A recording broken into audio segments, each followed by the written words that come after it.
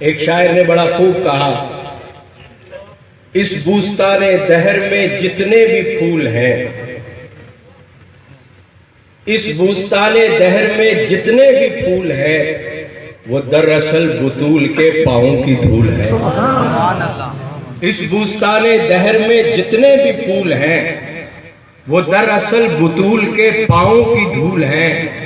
کافی ہے اتنا مدحت زہرا کے واسطے، حیدر ہے سر کے تاج تو بابا رسول ہے۔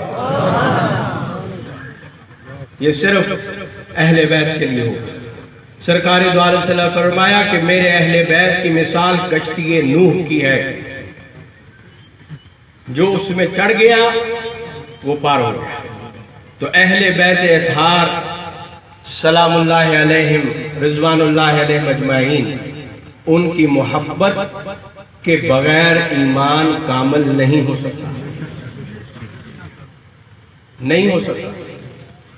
اور حضور نے جو محبت کی ہے اپنے اہل بیت سے، کسی دنیا کے شخص سے وہ ڈھکی چھپی نہیں ہے، کسی سے ڈھکی چھپی نہیں ہے۔ حضرت اماں فاطمہ فرماتی ہیں کہ ایک دن سرکار گلی میں گزرے تو میرے بچے رو رہے تھے، حضور اندر آ گئے، پوچھا کیوں رو رہے ہیں؟ میں نے کہا ابا جان گھر میں فاقہ ہے، نہ حسن کو دودھ مل سکا نہ حسین کو دودھ مل سکا۔ اماں فرماتی ہیں کہ سرکار نے پہلے حضرت امام حسن کو اٹھایا، اپنی زبان مبارک حسن کے منہ میں دے دی، امام حسن چوستے رہے۔ جب وہ خاموش ہو گئے تو ان کو لٹا کے حضرت حسین کو اٹھایا، حضرت حسین حضور کی زبان چوستے رہے۔ جب وہ خاموش ہو گئے حضور نے لٹا دیا، پھر فرمایا فاطمہ حسن حسین کو رلایا نہ کر، جب یہ روتے ہیں مجھے تکلیف ہوتی ہے۔ تو آپ کا کیا خیال ہے کربلا میں جو کچھ کیا بدبختوں نے، حضور کو تکلیف نہیں ہوئی ہوگی؟ جو نبی حسنین کریمین کا بچپن کا رونا برداشت نہیں کر پائے کہتے تھے، ان کے ساتھ جو ظلم کیا، جو زیادتی کی، جس بے دردی سے ہمارے حضرت اقدس سید نفیس الحسینی شاہ صاحب فرمایا کرتے تھے، لوگ سمجھتے ہیں کربلا میں کچھ بھی نہیں ہوا۔ کہا حضور کا وہ خاندان جس کا خون اس کائنات میں سب سے افضل خون ہے، اور جن کی رگوں میں اس کائنات کا سب سے افضل خون تھا، ان کو گاجر مولی کی طرح ذبح کیا گیا۔ کو مذاق ہوا؟ سب سے قیمتی خون، اے کربلا کی خاک اس احسان کو نہ بھول، تڑپی ہے تجھ پہ لاشے جگر گوشہ بطول۔ اور مولانا ظفر علی خان نے کہا تھا قتل حسین اصل میں مرگ یزید ہے، قتل حسین اصل میں مرگ یزید ہے، اسلام زندہ ہوتا ہے ہر کربلا کے بعد۔ میرے محترم ساتھیوں، اہل بیت سے محبت، عقیدت، احترام ضروری ہے۔ حضرت لاہوری رحمۃ اللہ علیہ کے بارے میں سنا، آپ نے بھی سنا، حضرت بہت صاحب کشف ہستی تھی، سادات کا بہت احترام کرتے تھے، بہت احترام۔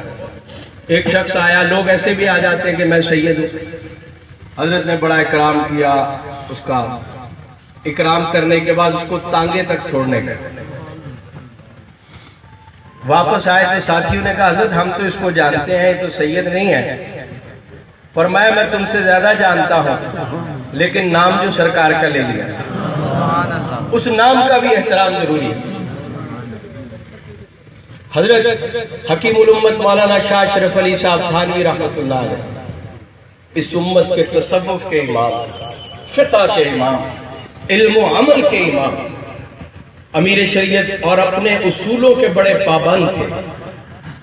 حضرت امیر شریعت سید عطا اللہ شاہ بخاری پہلی دفعہ حضرت تھانوی سے ملنے گئے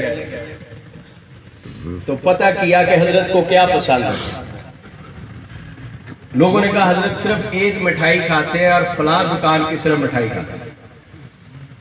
حضرت نے مٹھائی بنوائی، مٹھائی بنوا کے حضرت تھانوی کی خدمت میں چلے گئے، پیش کی۔ حضرت تھانوی فرمانے لگے شاہ صاحب شاید آپ کے علم میں نہیں ہے، میں پہلی ملاقات میں کسی کا ہدیہ قبول نہیں کرتا۔ شاہ صاحب بڑے شخصیت تھے، بڑے لیڈر تھے، بڑے خطیب تھے، بڑی عجیب گزری ان کو یہ بات۔ انہوں نے اصرار کیا تو حضرت تھانوی نے فرمایا دیکھیں زیادہ اصرار نہ کریں، میں اپنے اصول نہیں توڑتا۔ شاہ جی نے آگے سے پنجابی میں کہا میں بھی سیدہ پتر نہیں اگر تینوں مٹھائی نہ دے کے جا۔ حضرت تھانوی فرمانے لگے آگے سے کہ اچھا شاہ جی ایک صورت ہے صرف۔ شاہ صاحب نے کہا کیا؟ کہا کہ آپ مجھے کہو کہ میں آل رسول ہوں اور حکم دیتا ہوں تجھے مٹھائی قبول کر۔ شاہ صاحب کہتے جی میں تو یہ نہیں کہتا۔ حضرت تھانوی کہتے اس کے علاوہ کوئی صورت نہیں۔ حضرت تھانوی کو حضرت شاہ جی نے کہہ دیا کہ میں اہل بیت آل رسول ہوں، میں حسین کا نواسہ ہوں، میں محمد کا نواسہ ہوں، میں آپ کو حکم دیتا ہوں میرا ہدیہ قبول کرے۔ حضرت تھانوی کی آنکھوں میں آنسو، مٹھائی اٹھائی، چوما، سر پہ رکھی، آنکھوں پہ لگائی اور کہا تھانوی کیا تھانوی کا خاندان بھی محمد عربی کے خاندان کے قدموں پہ قربان، ہماری کیا مجال، آپ کے آگے ہمارے کیا اصول۔ حضرت بلال حبشی رسول اللہ صلی اللہ علیہ وسلم کے وصال کے بعد مدینہ چھوڑ گئے، کئی سال بعد آئے، شام میں چلے گئے۔ اب جب واپس آئے پرانا ساتھی تھا تو صحابہ نے ان سے کہا کہ جب سے حضور گئے ہیں بلال ہم نے تیری آواز نہیں سنی، آج اذان دو۔ حضرت بلال حبشی کہتے ہیں کہ نہیں میری ہمت نہیں، میں جب سے رسول اللہ کا انتقال ہوا میں نے کبھی اذان نہیں دی۔ بڑے بڑے صحابہ نے کہا۔ حضرت امام حسین آگے ہوئے، کہا چاچا جی اذان دو۔ کتابوں میں لکھا ہے حضرت بلال حبشی نے امام حسین کے ہاتھ چومے، ماتھا چوما، کہا تمہارے خاندان کے تو غلام ہیں، تمہیں انکار کیسے کر سکتے۔ حضرت بلال حبشی اذان دینے کے لیے کھڑے ہو گئے۔ جب اشہد ان محمد رسول اللہ کہا تو بے ہوش ہو گئے۔ کافی دیر بعد ہوش آیا۔ جب ہوش آیا تو کہا بلال کیا ہوا؟ کہا میں نہیں کہتا تھا میں نے کبھی اذان نہیں دی حضور کے بعد، جب میں پہلے اشہد ان محمد رسول اللہ کہتا تھا یہ حجرہ عائشہ سے رسول اللہ کا چہرہ نکلتا نظر آتا۔